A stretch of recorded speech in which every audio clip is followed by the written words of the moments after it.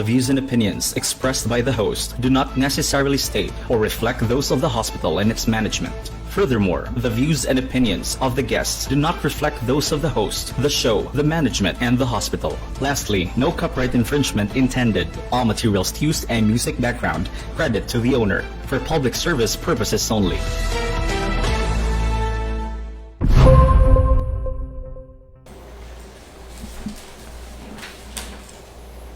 Maayong gabi.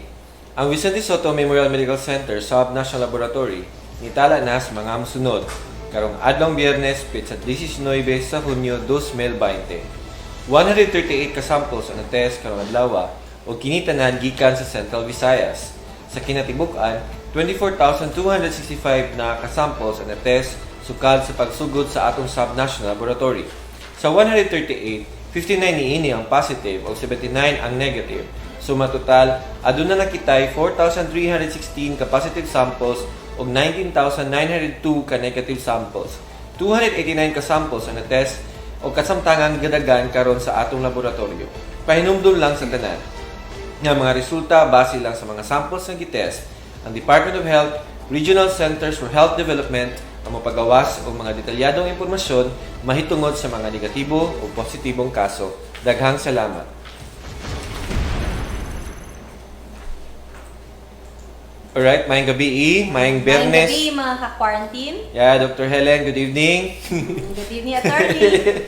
Alright, so karon anaat kita sa adlaw nga Biyernes ang atong gitawag kini og COVID-19 weekly report. So atong pagahisgutan ang usa ka semana nga nidagan sa atong tambalanan o sa ato pong palibot, no? So before we go with our different summaries or virtual presser nga ato ang ipadangat sa atong mga katawhan, ato sang balikan ang ato mga public advisory. Okay? So, let's start with the no visitation policy or no visitors policy. Dr. Helen, please explain. Yes, we want to limit the patients or the people within the small space of Vicente Soto Memorial Medical Center because we do have a lot of patients and we don't want nosocomial infection of our watchers. Nosocomial infection meaning hospital-acquired infection of COVID. This is very possible, and because we do have limited space, we will impose the no watchers policy. Okay. So there are patients who are exempted from this because they cannot care for themselves, like pediatric patients who are required for patient care, signing of documents like informed consent, education and instruction and counseling, and as well as renal patients who need assistance for a maximum of 4 hours during their hemodialysis sessions, as well as other patients who will need special or extraordinary care, such as those in intensive or critical care treatment. Alright, so damaw ka na ang gitawag na to, no visitors or no watchers policy. So kung namin mga panginahanglan, please refer lang sa inyong responsible healthcare worker. Okay? Yes. O atong sunod nga public advisory nga atong balik-balikon yun sa karong tibok simana, ang atong gitawag nga OPD, no, closure of OPD, outpatient department. So we have closed that because ang atong outpatient department ato na siyang gigamit para sa ato ang mga non-COVID cases because we are also expanding the COVID-19 bed capacity of this hospital.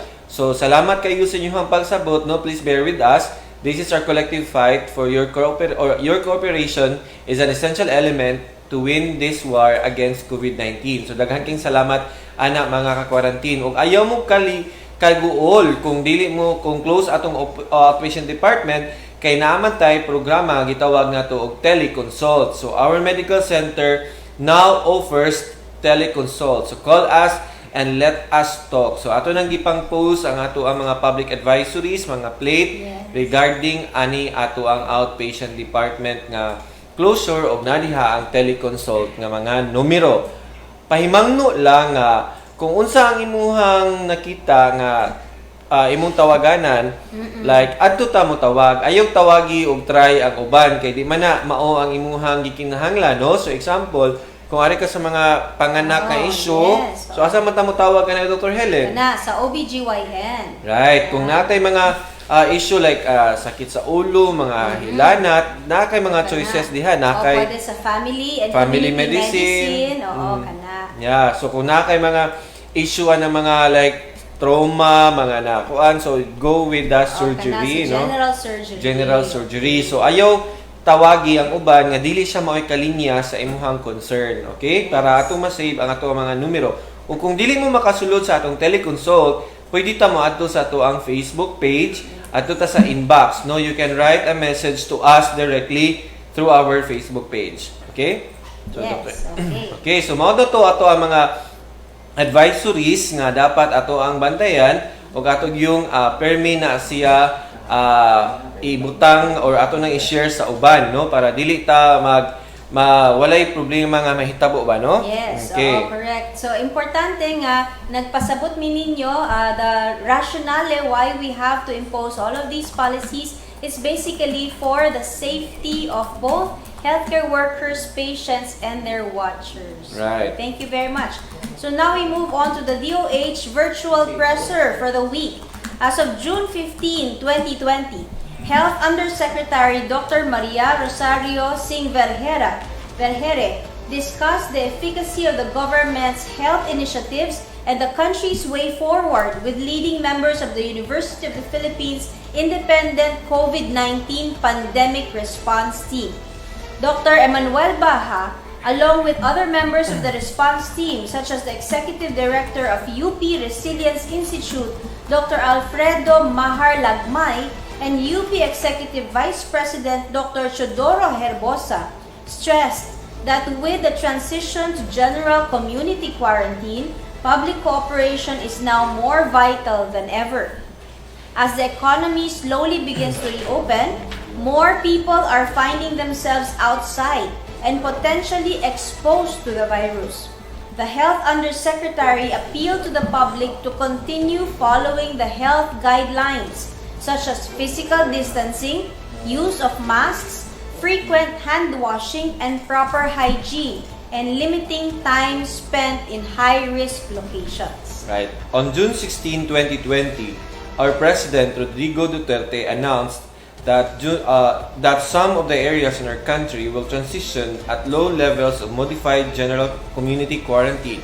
Meanwhile, other areas like Metro Manila has remained in general quarantine until the end of the month. As we transition to the different levels of community quarantine, this is accompanied and associated with changes in the way we live as Filipinos, and this is what we call the new normal. Under the new normal, many habits have changed. For example, in the food and beverage industry, if we get used to dine out with our family or friends, there is already a change in dynamics because of the strict compliance to sanitation and health protocols implemented by different companies and restaurant owners to ensure the safety not just of their employees but also for the customers. Okay. As of June 17, 2020, in its June 17 Media Forum, Health Undersecretary Dr. Maria Rosario Singh Vergere cautioned the public against non-prescribed purchase and use of dexamethasone as either for prophylaxis or cure from the SARS-CoV-2 virus, which causes COVID-19. Dexamethasone landed in the news when researchers from England reported that deaths in severely ill COVID-19 patients on mechanical ventilation decreased by 1/3 with the inclusion of dexamethasone in their treatment, while it reduced deaths among patients receiving oxygen by 1/5. However, the study found no benefit in patients with mild disease who do not require respiratory support. Dexamethasone is yet to undergo further trials and review, but we assure the public that the DOH is in coordination with the global medical community. The department remains in close collaboration with different experts, both locally and internationally, in the search for a cure and other treatments that are safe and effective against COVID-19, Singh Vergere concluded.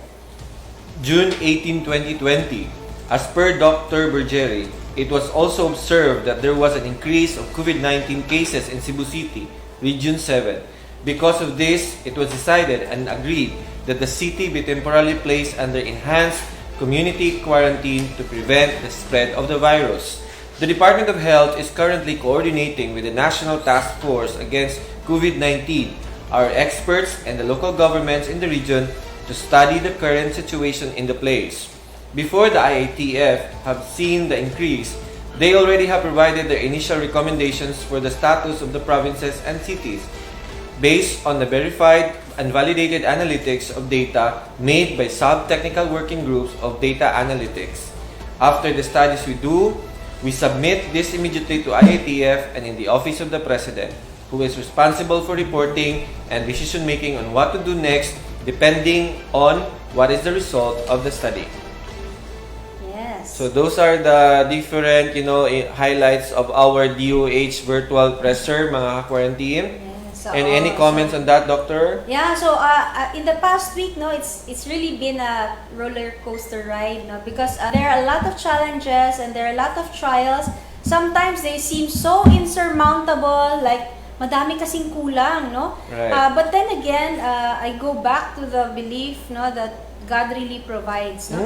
At the same time that we had all of these problems since the start of announcement of the ECQ, no?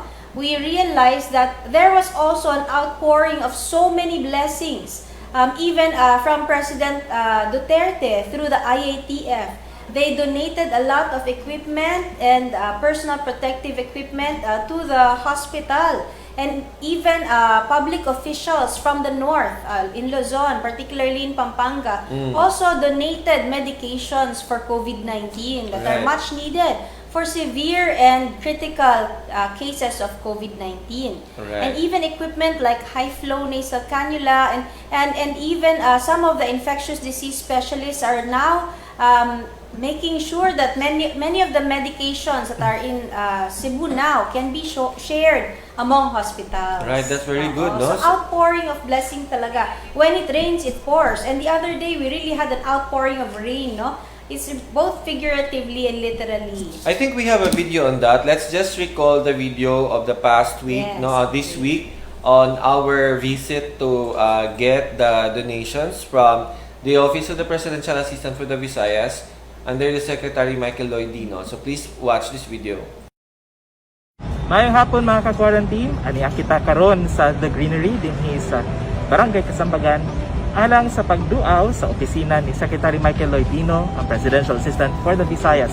Karong hapuna adunay importanteng donasyon na mahitabo gikan sa Cristina Lee Dino Foundation ngadto sa Vicente Soto Memorial Medical Center. Ali, kuyog ta.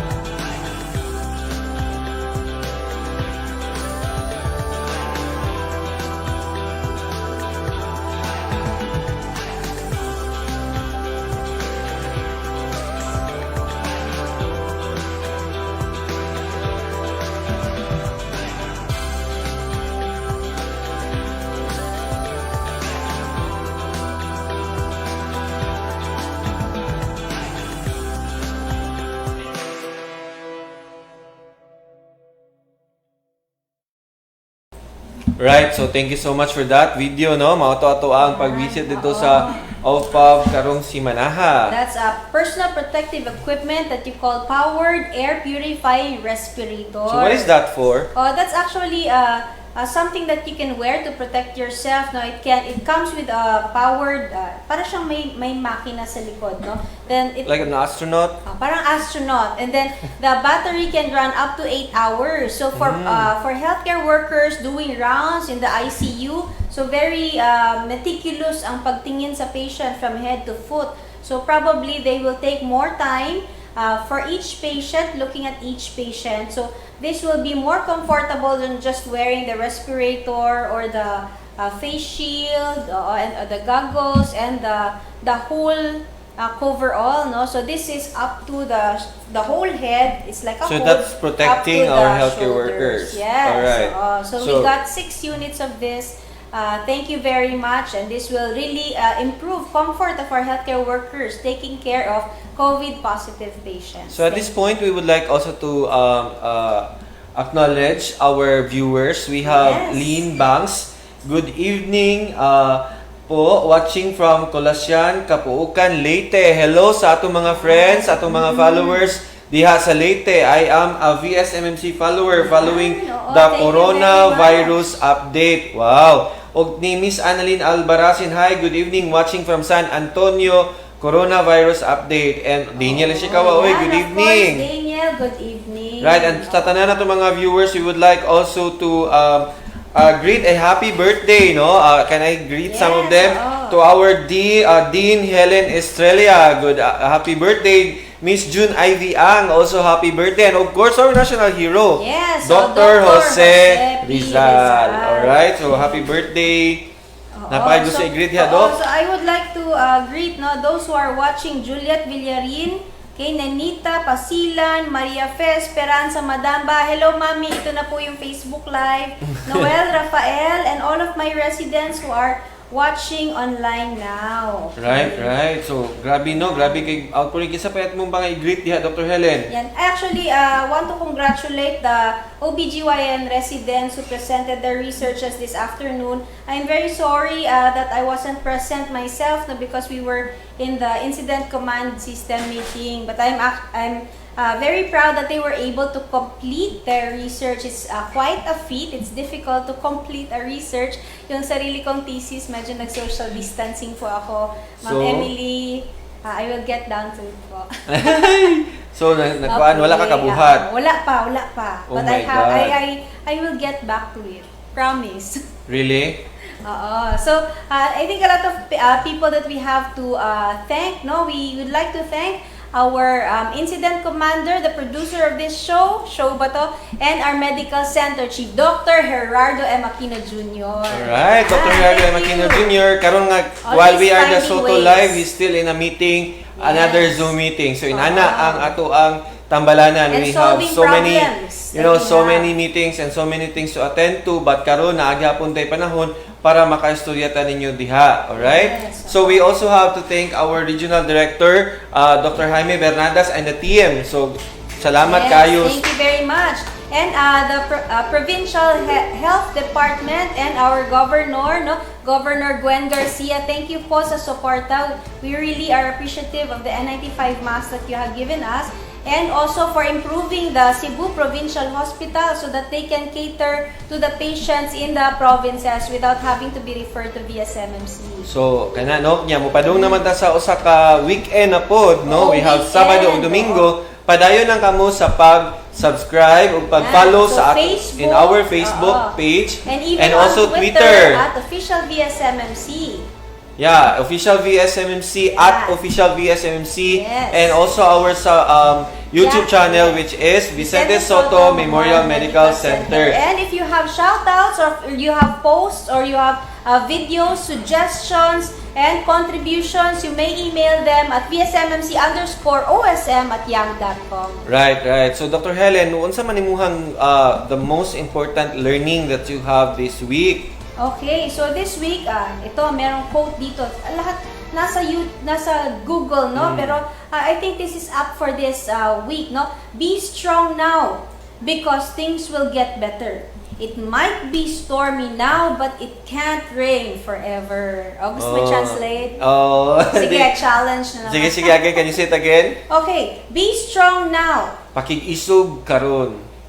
Because things will get better. Kaya ang mga butang mo improve ug mas munindot pag yun na. It might be stormy now. Medyo stormy. Medyo stormy now. Okay. Medyo stormy karon. But it can't rain forever. Dili good pirmi ang ulan. Oo, and there's always a rainbow after the storm. the storm. Like, I always believe that the top priority now is staying alive. We stay Yes, alive. oo. And I'm sure with that Nalala ko yung mindset, sayaw natin yeah, kahapon. kagabi, no? With that mindset, mga ka-quarantine, that staying alive, no? Yes, I hope oo. with that thing in mind, we have to always do good to others and to deliver really service, no? Which is a Yes. genuine service for all, because after all, we do not know what will happen next. And So you this al- is the best chance for us to deliver that service for other people. Diba? We do not and know. you always have to look at the wider picture, the larger picture. Because Right. ngayon, meron tayong mga short-term na difficulties. It's difficult now, but if you look at the long-term, there's a long-term plan. Maybe we cannot see the long-term plan, but if you cannot see His hand, no, you trust His heart. There is a Right. bigger plan. And there is, yung mga challenges natin ngayon will lead to a better outcome in the end. Right. Kay lisod kayo ang mga panahon karon, but kinahanglan ta og grabe pagyud nga mga pagsabot sa usag-usa. Kay we cannot just say that kuan Dr. Helen nga mo blame lang tag dali-dali sa uban, mo blame ta bisag asa, kay lisod jud kay karon siya nga panahon. Of course, karong adlawng Domingo, mamanta na ang gitawag nato Father's Day. Alright, so at this point we would like to also greet Happy Father's Day, of course, to all the fathers. Number one, here in Vicente Soto Memorial Medical Center, Yes. sa tanang mga papa, like atong papa, Daddy Gerardo Aquino, di ba, Junior, and to the rest of the fathers here in the hospital, and of course, sa inyong mga papa diha sa mga panimalay. Bisag unsa nga klase, basta papa. Okay, Happy Father. Father's Okay. Day. Happy Father's Day. Okay. Okay. So kana no, we are really thankful for everything. So di lang nato dugayon ang atong pagigstorya karong gabi una, Yes. og mubalik ta sa Lunes para sa atong debunking myths. And we always say this, dinhi sa Soto, kalidad nga serbisyo, among garbo. Kini si Attorney Panugaling. Kini si Dr. Helen Madamba. O kini ang Soto Live. Maayong gabi.